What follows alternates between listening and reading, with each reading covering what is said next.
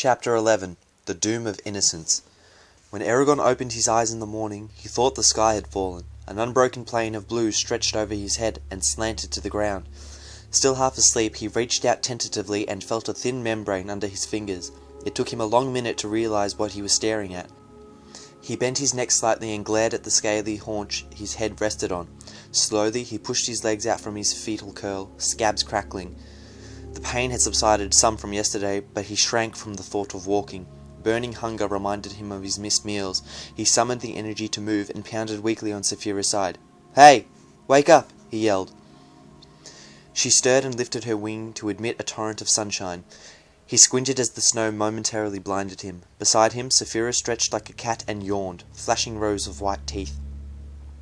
When Eragon's eyes adjusted, he examined where they were. Imposing and unfamiliar mountains surrounded them, casting deep shadows on the clearing. Off to one side he saw a trail cut through the snow and into the forest, where he could hear the muffled gurgling of a creek. Groaning, he stood and swayed, then stiffly hobbled to a tree. He grabbed one of its branches and threw his weight against it. It held, then broke with a loud crack. He ripped off the twigs, fit one end of the branch under his arm, and planted the other firmly in the ground. With the help of his improvised crutch, he limped to the iced-over creek. He broke through the hard shell and cupped the clear, bitter water. Sated, he returned to the clearing. As he emerged from the trees, he finally recognized the mountains and the lay of the land. This was where, amid deafening sound, Saphira's egg had first appeared. He sagged against a rough trunk. There could be no mistake, for now he saw the grey trees that had been stripped of their needles in the explosion. How did Saphira know where this was? She was still in the egg. My memories must have given her enough information to find it. He shook his head in silent astonishment. Saphira was waiting patiently for him. "Will you take me home?" he asked her. She cocked her head. "I know you don't want to, but you must. Both of us carry an obligation to Garrow. He has cared for me, and, through me, you. Would you ignore that debt? What will be said of us in years to come if we don't return? That we hid like cowards while my uncle was in danger? I can hear it now, the story of the rider and his craven dragon. If there will be a fight, let's face it and not shy away. You are a dragon, even a shade would run from you, yet you crouch in the mountains like a frightened rabbit." Eragon meant to anger her, and he succeeded. A growl rippled in her throat as her head jabbed within a few inches of his face. She bared her fangs and glared at him, smoke trailing from her nostrils. He hoped that he had not gone too far. Her thoughts reached him, red with anger. "Blood will meet blood. I will fight.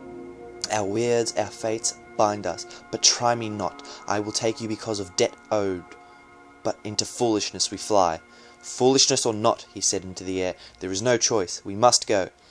He ripped his shirt in half and stuffed a piece into each of his pants. Gingerly, he hoisted himself onto Saphira and took a tight hold on her neck. "This time," he told her, "fly lower and faster. Time is of the essence."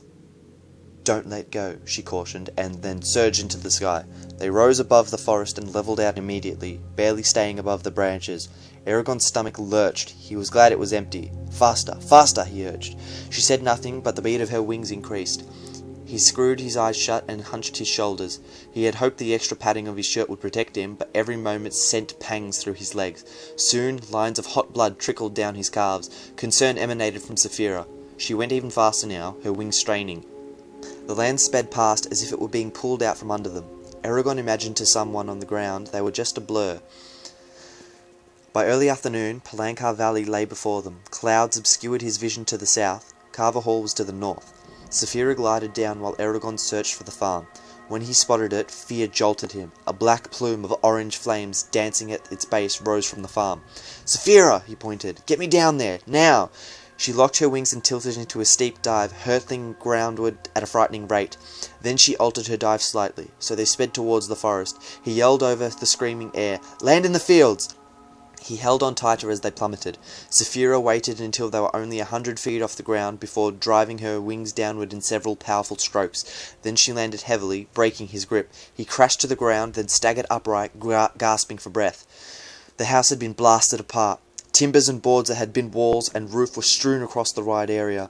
The wood was pulverized, as if a giant hammer had smashed it. Sooty shingles lay everywhere. A few twisted metal plates were all that remained of the stove. The snow was perforated with smashed white crockery and chunks of bricks from the chimney. Thick, oily smoke billowed from the barn, which burned fiercely. The farm animals were gone, either killed or frightened away. "Uncle!" Eragon ran to the wreckage, hunting through the destroyed rooms for Garrow. There was no sign of him. "Uncle!" Eragon cried again. Saphira walked around the house and came to his side. "Sorrow breeds here," she said. "This wouldn't have happened if you hadn't run away with me. You would not be alive if we had stayed." "Look at this!" he screamed. "We could have warned Garrow. It's your fault he didn't get away." He slammed his fist against a pole, splitting the skin on his knuckles. Blood dripped down his fingers as he stalked out of the house. He stumbled up to the path that led to the road and bent down to examine the snow. Several tracks were before him, but his vision was blurry and he could barely see. "Am I going blind?" he wondered. With a shaking hand he touched his cheeks and found them wet. A shadow fell on him as Saphira loomed overhead, sheltering him with her wings. "Take comfort. All may not be lost." He looked up at her, searching for hope. "Examine the trail. My eyes see only 2 sets of prints. Garrow could not have been taken from here." He focused on the trampled snow. The faint impressions of 2 pairs of leather boots headed toward the house. On top of those were traces of the same 2 sets of boots leaving, and whoever had made the departing tracks had been carrying the same weight as when they had arrived. "You're right. Garrow has to be here." He leapt to his feet and hurried back to the house. "I will search around the buildings and in the forest," said Saphira. Eragon scrambled into the remains of the kitchen and frantically started digging through a pile of rubbish. Pieces of debris that could not have moved normally now seemed to shift of their own accord. A cupboard, mostly intact, stymied him for a second, then he heaved and sent it flying. As he pulled on a board, something rattled behind him. He spun around, ready for an attack. A hand extended from under a section of collapsed roof. It moved weakly, and he grasped it with a cry. "Uncle! Can you hear me?" There was no response. Eragon tore at pieces of wood, heedless of the splinters that pierced his hands. He quickly exposed an arm and shoulder, but was barred by a heavy beam. He threw his shoulder at it and shoved with every fibre of his being, but it defied his efforts. "Saphira! I need you!" She came immediately. Wood crackled under her feet as she crawled over the ruined walls. Without a word, she nosed past him and sent her side against the beam. Her claws sank into what was left of the floor. Her muscles strained. With a grating sound, the beam lifted and Eragon rushed under it. Garrow lay on his stomach, his clothes mostly torn off. Eragon pulled him out of the rubble. As soon as they were clear, Saphira released the beam, leaving it to crash on the floor. Eragon dragged Garrow out of the destroyed house and eased him to the ground. Dismayed, he touched his uncle gently. His skin was grey, lifeless and dry, as if a fever had burned off any sweat. His lip was split and there was a long scrape on his cheekbone, but that was not the worst. Deep, ragged burns covered most of his body. They were chalky white and oozed clear liquid. A cloying, sickening smell hung over him, the odour of rotting fruit. His breath came in short jerks, each one sounding like a death rattle. "Murderers," hissed Saphira. "Don't say that. He can still be saved. We have to get him to Gertrude. I can't carry him to Carver Hall, though." Saphira presented an image of Garrow hanging under her while she flew. "Can you lift both of us?" "I must." Eragon dug through the rubble until he found a board and leather thongs.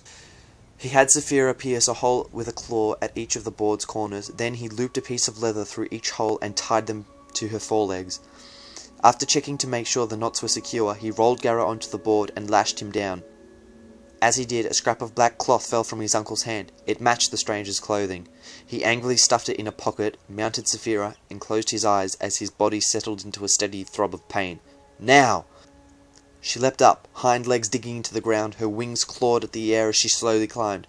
Tendons strained and popped as she battled with gravity. For a long, painful second, nothing happened, but then she lunged forward powerfully and they rose higher.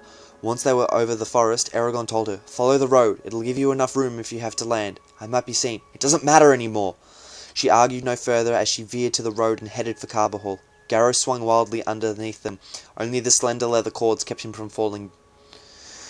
The extra weight slowed Saphira. Before long, her head sagged and there was froth at her mouth. She struggled to continue, yet they were almost a league from Carver Hall when she locked her wings and sank toward the road. Her hind feet touched with a shower of snow. Eragon tumbled off her, landing heavily on his side to avoid hurting his legs. He struggled to his feet and worked to untie the leather from Saphira's legs. Her thick panting filled the air. "Find a safe place to rest," he said. "I don't know how long I'll be gone, so you're going to have to take care of yourself for a while."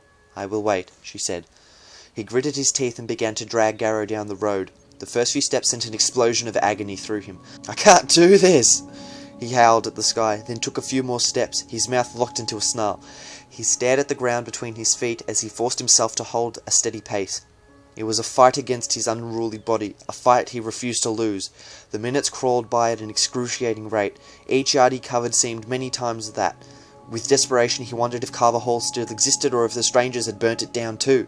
After a time, through a haze of pain, he heard shouting and looked up.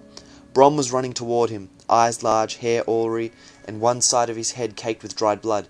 He waved his arms wildly before dropping his staff and grabbing Eragon's shoulders, saying something in a loud voice. Eragon blinked uncomprehendingly. Without warning, the ground rushed up to meet him. He tasted blood, then blacked out.